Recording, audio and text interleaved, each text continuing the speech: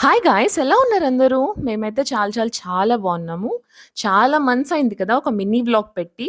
నేను బిజీ ఉండే, నీలు కూడా బిజీ ఉన్నాడు. And Krupa is into her stuff అనమాట. స్కూల్ స్టార్ట్ అయింది కదా! So, she is busy. ఈ మధ్య రీల్స్ కూడా చేయట్లేదు. కొంచెం మా పనుల్లో మేము బిజీగుండి. బట్ ఇప్పటి నుంచి కొంచెం రెగ్యులర్ అవుదాం అనుకుంటున్నాము. నిన్నైతే మేము హుర్డా అని ఒక ఈవెంట్‌కెళ్ళాము. ఇక్కడ మేముండే ఏరియాలో ఏంటంటే నవంబర్, డిసెంబర్‌లో పచ్చి జొన్నలుంటాయి కదా!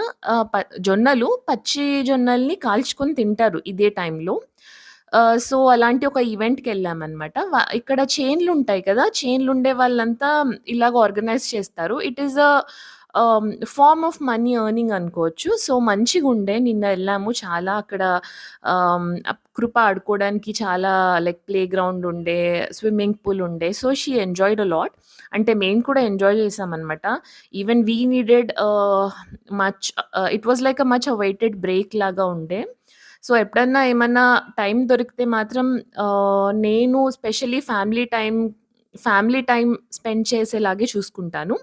సో, నిన్న మేము ఎళ్ళామనమాట. నేను, కృప అండ్ నీలు.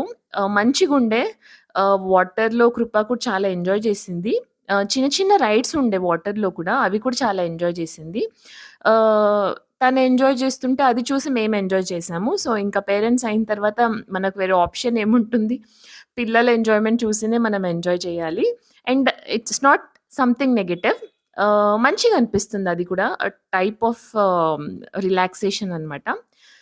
అండ్ కృప అయితే నిన్నసలు ఏమి తినలేదండి మార్నింగ్. ఇక్కడైతే ఏం చెప్పింది, "అమ్మ నేనిక్కడ బ్రేక్‌ఫాస్ట్ చేయను.